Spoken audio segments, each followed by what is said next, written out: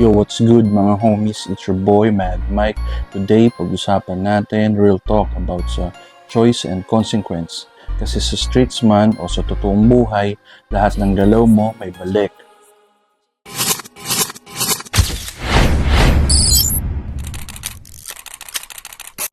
Sa buhay, bawat desisyon mo may kasamang kapalit. Pumili kang mag-hustle, may balik yan. Pwedeng mag-growth, pwedeng mag-risk. Pumili ka ng shortcut, minsan mabilis ang resulta, pero mabilis din ang kapalit. Pumili kang maging loyal, respeto ang balik. Pumili kang mag-traidor, karma ang balik. Walang choice na free, walang galaw na walang price. Sa streets, isa lang maling desisyon, pwedeng magbago na ang buong kinabukasan mo. Pero same din sa life, sa negosyo, sa pamilya, at sa future mo.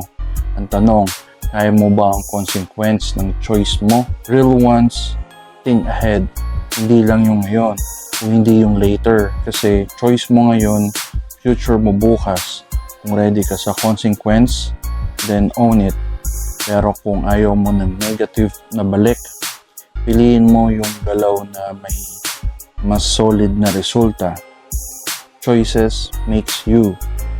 Consequence teach you. So bago ka gumalaw, tanungin mo yung sarili mo. Kaya ko ba ibalik to? Remember, life is all about choice and consequence. This is Mad Mike, XL4L. Keep it real, keep it solid. Peace out, baby. XL4L, yeah, we move with pride. Let's ride. From LA blocks to them Angeles rides. Sing the label, it's a cool ride. Homies bless me, now it's worldwide.